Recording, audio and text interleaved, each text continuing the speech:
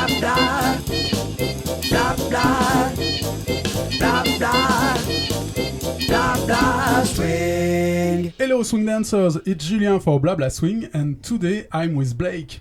Hello Blake, I'm really happy to finally meet you. Can you say a few words about you to introduce? My name is Blake Thiessen. I'm from Southern California, and I started dancing in 2014 and started with lindy hop, but learned balboa and shag, and now I love it a lot, and I travel a bit and teach and so on. Yeah. 2014, you said. Yeah. People are always surprised by that. So, just before the recording, I was telling you that I was starting 2010. Yeah. Okay, that's nice. I'm jealous, but that's very nice. You be on my radar, and a lot of people, I think, thanks to social media, and it's been years I'm watching your videos and PlayStation, and how you, and for me you are maybe the new Nick Williams, the Nick Williams of our generation, maybe. There is some similarity on the style, maybe, and we can talk about it maybe later. But can you explain me where you discover the dance, how it comes for you the swing dance? It's funny, it was actually in high school, which was much before 2014. But I had a modern European history teacher that showed us the movie Swing Kids. Yep. Yeah, and like many people I hear, I saw that, and I was just, the energy in the scene was so good, and the dancing, and my thought was, too bad that this is no longer a thing. You know, it's probably just in the 30s and 40s, and now everything's clubbing is what I thought. And I never really got into clubbing as a thing. But then in college, when it was halfway through, I just made a New Year's resolution, and I was like, let me go see if there's some sort of partner dancing, swing dancing. An atomic ballroom was the closest ballroom, and little did I know. It's very jealous too. Yeah. So I went there, and I also joined my local club at my university, and I just got hooked and obsessed from there. Yeah. And is there some teacher where you learn much than other? Yeah. Let's see. At the swing club, there was Sierra and Brandon were the first teachers I had there, and I sort of started there roughly the same time as when I started at Atomic Ballroom. When I did Atomic Ballroom, Irina was actually one of my first teachers. And James, who was one of Irina's first teachers, she was working with him at the time. James Bianco is his name. Okay. And I took when I went into Atomic, I bought their package of 20 private lessons and VIP access to all the classes. It's a lot of money, but but I was like, I'm going all the way into this. And then so I took a whole lot of privates with him. Peter Flaeff, if you know? No. He's another Southern California leader. He and Lauren, his wife, moved to Seattle, but he's also a great teacher. And a little bit of Shesha, Nikki Marvin. And Nick Williams didn't really actually come on my radar until a year or two into dancing. But then when I saw his dancing, I got really hooked onto it. And then he was my main person that I copied for another 3-4 years before I started, moving in other directions. So, yeah, okay. Yeah. Maybe I think you remind me Nick Williams sometimes. Mm-hmm. I suppose maybe because of your way to slide. Mm-hmm. Is there something you notice on his dancing, and you say, the way he makes slides, I like it? And yeah, I'd say overall his quality of movement and musicality are really what attracted me to his dancing. The slides were always it wasn't specifically his slides, although he's amazing at slides. But it was just to me, the way he danced to the music made so much sense musically, and I didn't see that with a lot of the other top level dancers, at least personally. And now that I've gotten better, I can see it across other top historic dancers. But for him, it was like, oh wow, like he hit this perfectly, and then he moved away into this and really oozed into this moment. And it I think that's really what made me interested in his dancing. Yeah. In California, the people I have the chance to interview, I noticed that there is a way of life of dancing there. Like I never been in USA for now, but it's like if there is no compartment between the dance. Between lindy hop and balboa and shag and whatever, and other swing dance I don't know, but in France there is more corporation. Some most of the time the people who dance balboa are also dancing lindy hop, but it's not the other way around. The other way, true. And I have the representation that if I go to California, I can dance whatever dance I want with everybody. Is it a good representation? Or pretty much. I'd say it's insane. It's something that I'd say a lot of Californians are perhaps proud of too. I think it's rooted in two things. One is that there's a 90s what we call revival, but maybe that's not the right word anymore, in Southern California. And then there were people like Eric and Sylvia who, just learned all the dances, or learned at least the three big ones in Southern California: lindy, balboa, shag. And then there was just kind of a culture that developed around that everyone would learn some of it. And then I'd also say there's like a further back, if you look at old clips from Southern California, that's always something you'd notice is like there's these wide shots of a bunch of dancers on the floor, and it's frequently not just lindy hop, not just balboa, not just shag, but it's a mix of all of it all the time. And for your experience, you start by balboa only, or all the dance together? I started with lindy hop, and I remember the girl I was dating at the time told me, she was like, why don't we take balboa? And I was the one being like, no, I want to get good at lindy hop first. Like, why are we jumping ahead? Okay. And now I look back and I'm like, oh, I should have just done that. But I'd say a year into like focusing on lindy hop is when I started to pick up more balboa. And then shag's only been 2, 3, I don't know, it's hard with the pandemic to know how many years, but like 3 or 4 years ago is when I started being like, oh, I really want to be good at shag as well. So I started practicing that a lot. Yeah, and it's the occasion for me to thank you for the remarkable video in a competition you made. I don't know, it was not a competition, but you made a choreography with one couple doing lindy hop, one couple balboa, and one couple shag, and it's extraordinary. It's thank you. Very, very good, nice. How it come from? Yeah, it came from, I wrote this Facebook long post about some of the backstory to this, but I'd say a big... Yeah, I remember. I will post it again because it's really interesting. Oh, I think I remember you posting. So the biggest thing was at Lindy Focus, the music's incredible. And New Year's night. Jealous again. There's this arrangement that Dan Barrett has of The Sentimental Gentleman from Georgia, and that's the song we used in the routine. And I heard that, and I was walking along the edge, although Grace tells me that she was also with me. I remember me being by myself, but I wasn't even dancing.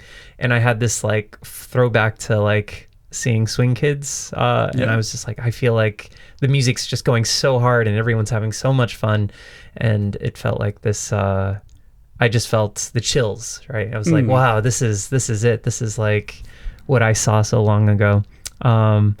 So yeah, I think that planted the seed of the song. And then I don't remember when I first came up with the idea to try to do a routine that was all those 3 dances, but I think at one point it just popped in my head, and I told Grace, and I was like, maybe we should do this routine sometime, and she was like, yeah, we should. And then eventually we started putting together, and we found the right people, and the choreography process was very meticulous because it took a lot. I had this big spreadsheet, and I first tried to match moves between all the 3 dances. I was like, what's a swing out in Balboa? What's a swing out in Shag? And then what's like, what are sliding doors in Shag where you pass each other very linearly? What's that in Lindy Hop? Because Lindy Hop doesn't have something quite like that. And then Balboa, there's sort of a thing that I think Nick Williams kind of came up with that you call sliding doors.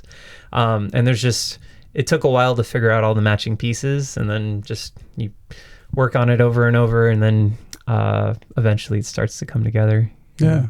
So you try to find the common language in this 3 dance. And at least it's visual. What I saw. Yeah. So yes. And what's funny is actually we performed that. I think it was maybe the 4th or 5th performance when we did it in the video, and that was the last one we meant to do was at Hot Rhythm Holiday in Austin, Texas, which is a Balboa and Shag event, and people will Lindy Hop a little bit too. So that was our final performance. We had many performances coming up to that to try to practice for that. And every time we performed it up to then, the crowd response was like they liked it, but like you couldn't really tell. You couldn't really tell if they really liked it because I think they were maybe confused. Who Jacob Wigger is? Oui. Yeah. He's from Southern California as well. Yeah. After we performed at one of the places, we were talking to him about it, and he was like, I think it's too highbrow, where it's like you have to know what these other dances are and understand what's happening between them all to like really appreciate it. So we were like, maybe we have to like tell the MC, tell the audience what the whole idea behind the routine was. But eventually we didn't do that. I think when we performed at Hot Rhythm Holiday, it was the right crowd, because those people do Lindy Hop, Balboa, Shag, and they really liked it. And when I posted it online, people really liked it too. It is this event. Okay. Yeah. Nice. And at some point, you're talking about the COVID situation. How was it for you? It was not too bad.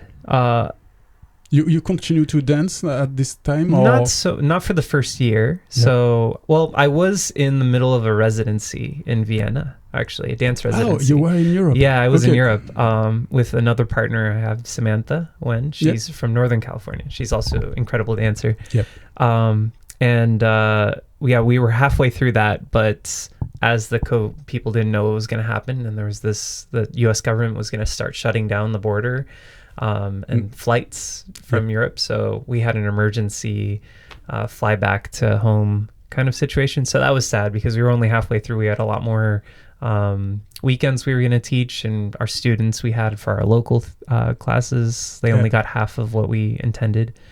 But so that was probably the worst part of it, though, because I'm fairly introverted, and also like I like to stay indoors for the most part. Yeah, okay. So like a real nerd. Yeah, I play video games, and I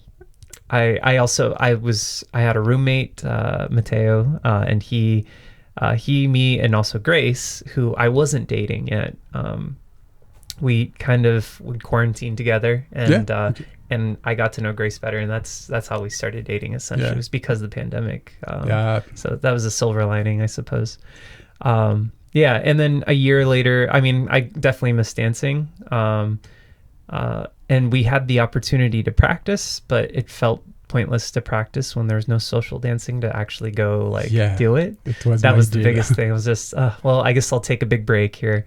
And then, I feel like it was March or April 2021, we started having a little bit open at the Atomic Ballroom, and then Grace and I started teaching classes, and then it opened up more and more. So, dancing with a mask.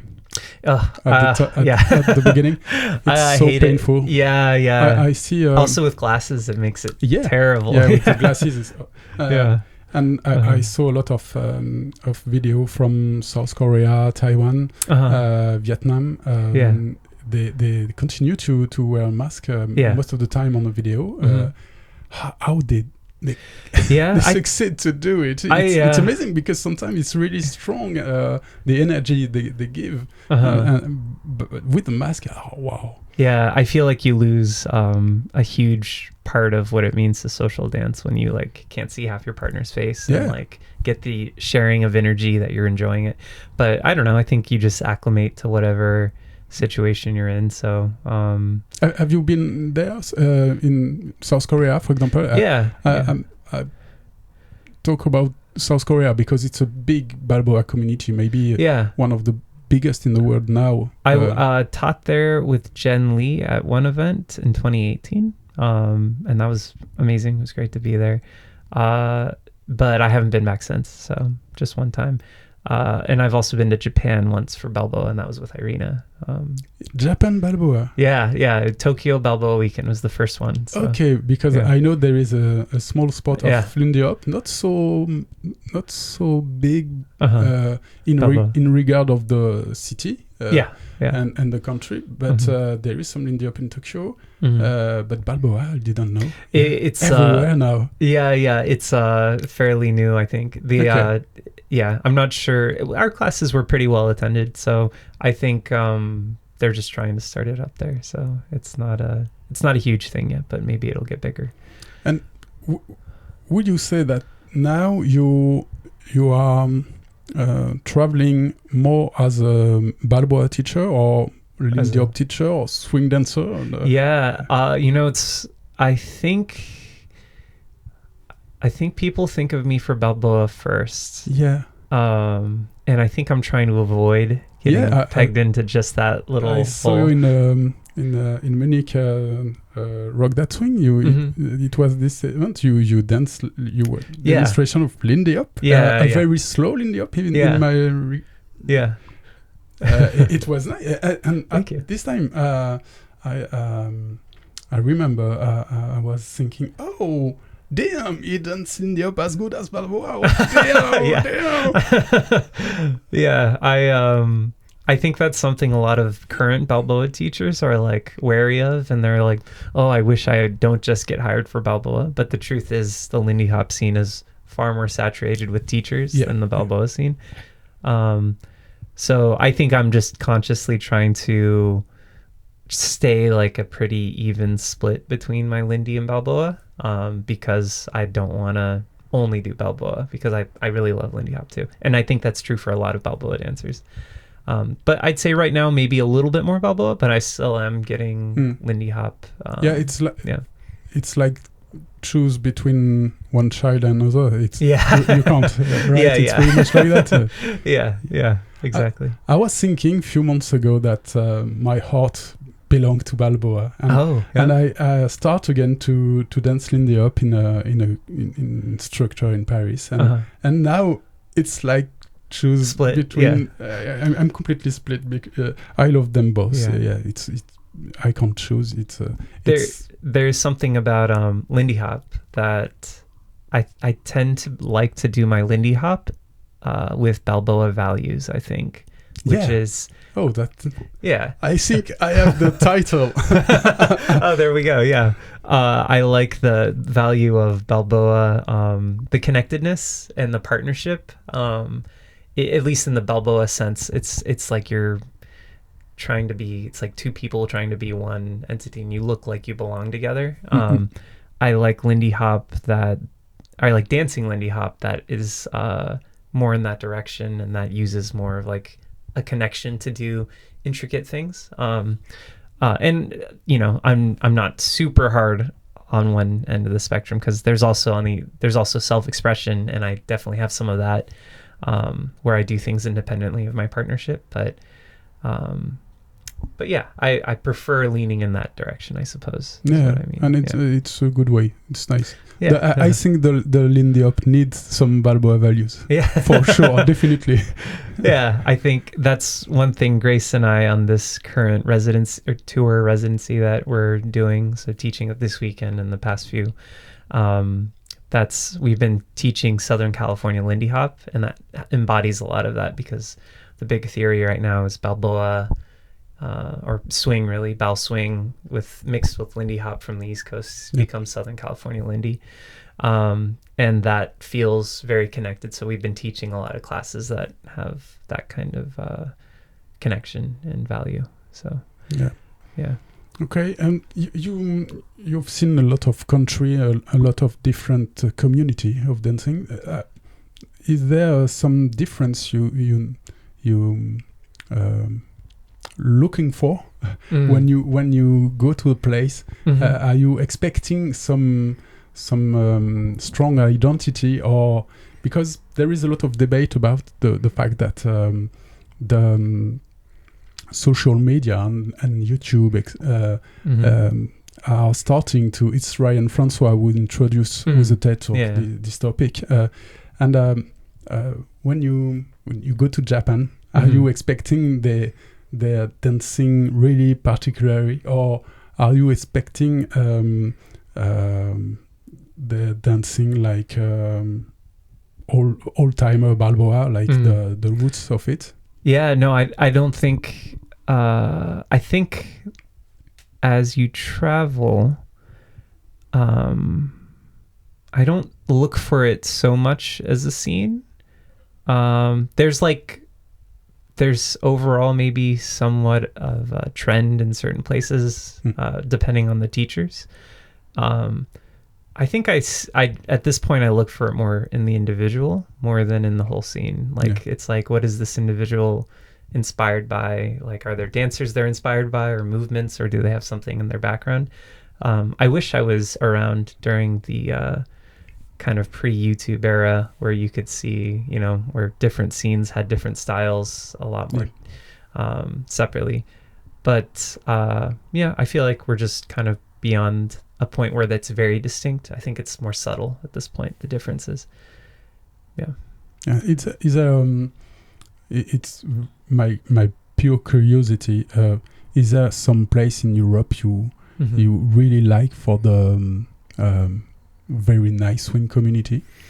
Amsterdam's been very nice so far. That's where my residency is. Okay. So that's one thing.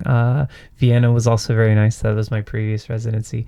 I will say every time I've gone to Spain so far. Yeah, it's nice. I like the people and the weather and the kind of relaxedness. There's a California. Exactly. I was just at Alicante at Bal Beach weekend last weekend, and it was like a wonderful time. Berlin, I've heard. I've only been there once for Berlin Balboa weekend right before the pandemic happened. But I'd love to like explore that scene a little bit more, because I hear that they're a very Balboa focused scene overall. It's hard to pick. Maybe Spain is like one of the standout ones, but all the places I've been, they've all been very nice. It's occurred to me that in Europe now it's maybe the most strong country for Balboa scene, I suppose. Even if I don't move as I used to. You play the guitar? Yes. Yeah. And I remember, now there is no more the link, but before, I don't know it was on your YouTube or Instagram, but there is a link. You click and I saw you playing the guitar with another guy. It was pop music. Or folk, or I don't know how you. Folksy, acoustic. Completely stuff. Different from swing. I've never really learned swing guitar, but I picked up guitar in middle school, and then I had another hero that I like really followed. So like the equivalent of Nick Williams for me in swing, there was this guy named Eric Johnson. From you familiar with him? Yeah, from Texas, and I loved the way he played the guitar. So I like listened to only his music, and I bought like all of as many of the things as I could to kind of copy his thing, and then I tried to learn as many of his songs. But he has very virtuoso style songs that are very difficult. So Yeah, I went very hard into that, so I got pretty good at that. And then by the time that video was filmed, I was kind of cooling off of doing all the Eric Johnson stuff and doing my own compositions more and doing more of like an acoustic finger picking kind of style. Very odd. Yeah. And I love the idea that like, you know, the guitar can just be like a mini orchestra in itself with different strings being different things. Yeah. So very nerdy. Yeah. Again. Yeah, I went very deep into this. It's not the most easy, yes. Yeah, so I don't play super often these days. I just pick it up every so often because the guy I was making music with there, he moved to Europe when I was still in California a while back. I'd say it was a good... Have you planned to record your own music? Yeah, we recorded some of it. I had some mic equipment similar to this. Something like that. Just one guitar, it's okay. Yeah, I had a couple of condenser microphones and stands. I had Pro Tools to edit and an M-Box to put it all together. And then I got a microphone that was good for vocals. So I recorded a lot of things from like late high school to my college time. But it's not online. It is actually. Really? If you go to blakeandkurt.com. Okay. But just you and your guitar? No, it's not online. Oh, not just me solo guitar. I haven't made very many solo compositions. I have like one or two, but it's more that I've like partnered with people and then I've written guitar parts. Yeah. No. Yeah. Speaking of music, if we go back to the swing aspect, is there some artists or bands you really prefer than the other? Yeah.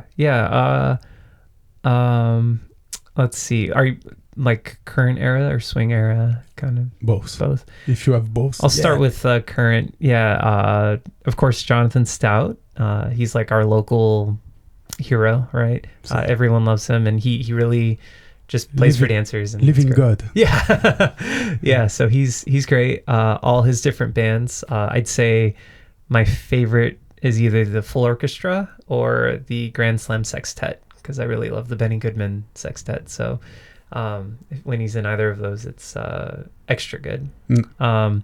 And then also, I mean, Michael Gamble, Mint Julep. I feel like those are like the paragons of the U.S. All the swing the new... scene. Yeah, they're all great. I'd love to hear something like the Basie Ghost Orchestra or the Glenn Miller Ghost Orchestra at some point, but it's hard to track them down and typically more expensive to go see them, I think. No. But, yeah. I have to check it. Yeah. It's just the orchestra continuing without the original band leader, so playing the charts. Yeah. And then also I will say in Europe, the one band that has like shocked me was the Hot Gravel Eskimos. Are you familiar with them? No. Yeah, they're from the Hot Gravel Eskimos. They're from Milan, Italy. And I feel like they're nearly on the same level as the people I mentioned from the US. I heard them at Tuscany Balboa weekend earlier this year, and I was like, wow, like these songs they're amazing. Like it's so danceable, so good. And then I heard them again at a little event in Brescia outside of Milan. And then they were so good, I specifically requested them for next weekend, where I'm going back to Brescia to teach a little bit more. Thanks to you. We're going to teach a musicality class with them, actually, so that'll be fun too. But, in France, do you know this band? Yes, I've heard of them. The Hot Swing Sextet. Yeah, and I listened to some recordings. I have never heard them live, but I've heard they're amazing. I was talking to Bernard, and he was talking about how this band was very good, and they fostered. They were very specifically asking how the dancers liked them and stuff, and that's it's great. Good. Yeah, I want to hear them sometime, but I haven't gotten the chance. You will notice them in your mind, because when you saw them one time, it's okay. Yes. Okay. Yeah. I realize all this thing and miss me.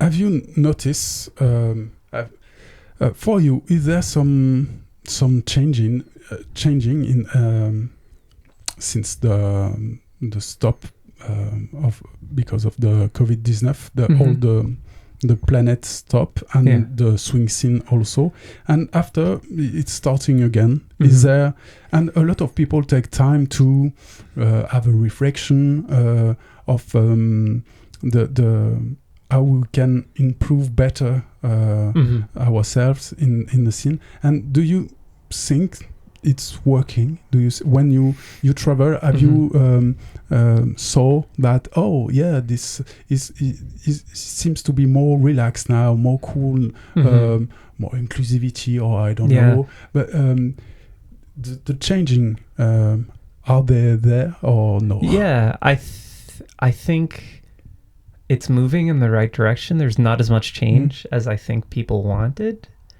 but there are changes that I've seen that are, or small changes that are like moving in the right direction. Essentially, I was at Swingdom a few weeks ago, and Marie gave this kind of roundtable discussion talk that I thought was the best way I've seen kind of a Black Lives Matter or trying to bring blackness back into the dancing. Yes. The best way I've seen it done yet. I think it's a very empathetic viewpoint, and it's all about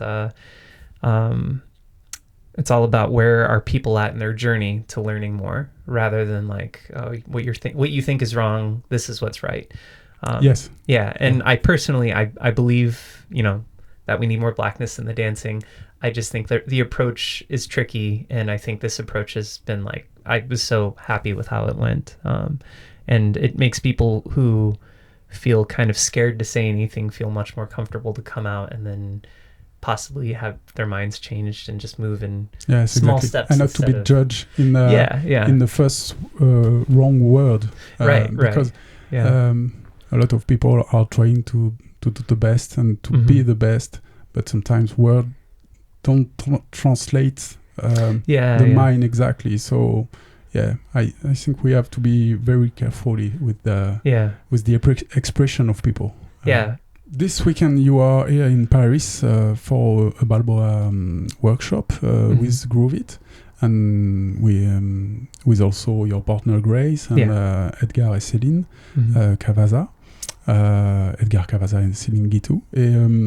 And have you ever been in Paris before? It's the first time? I went a long time ago with my dad on a trip just to visit. A tourist visit? Yeah, I think maybe like 8-10 years ago, so before I danced. And it was nice, but I didn't really know much before. It's amazing. No, don't you think that the dance permits you to go back to a city like that, thanks to the dance? That's one of the big blessings. Long time ago I used to teach in some small city, and sometimes even in Palermo in Sicily, and it was like, wow, it's just insane. Thanks to the dance, I go to a new country. Wow. That you have your flight and food all paid for, and you get paid to also, like what I say, it's sometimes complicated, this life. You have a schedule, the some meeting, the lunch hour at this time and not this time, you have to and the flight, sometimes a problem with language, and it can be very tiring. And very tiring, because sometimes you get off of the plane and paf, you have to teach already, pretty much. It can be complicated, and it's what I saw of that. It's more of the people who do that. They are 20 to 30, pretty much. Most of the time. Do you think you can continue this life for a long time? That's not my long-term goal, to do it in a full-time way. I'm sort of doing it full-time right now, but I want to get to a place where I have enough prestige, I guess, to be hired once every month or two, and then, but otherwise I can still dance in my local scene. I love the Southern California dance scene so much. Yeah. I used to think like, maybe someday I'll move somewhere else. I'll move out of the country and just to have a new experience. But then every time I think, oh, the dancing though, here in California is just so incredible. All my friends are here. The music's so good. Yeah, so you find your own paradise. Yeah. So I'm already very happy there. It's just nice to like, change it up every once in a while by traveling somewhere else and seeing what it's like there. Thank you very much for your time. To conclude, used to ask, do you have any? I missed the word in English. Conseil. Can you comments or last... comments? It's okay. For someone who want to suggestions or someone who advice. Thank you. There we go. This one. Advice for someone who want to starting balboa or ever swing dance. Do you have advice for these people? I'd say that let it take you where it naturally does. I think that's something that so I've heard this phrase that the half-life of a swing dancer is every 2 years. So half-life in the kind of chemistry elemental way. 50% of swing dancers who started year 0, 2 years in, will still be dancing.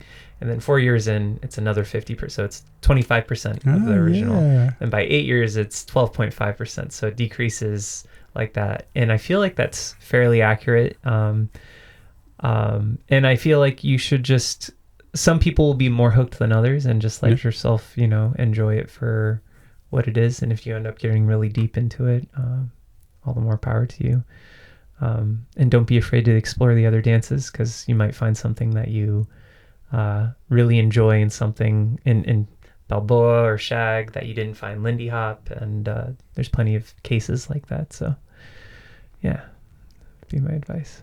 Perfect. Thank you very much. Yeah, thank you. Bye. Blah blah blah blah.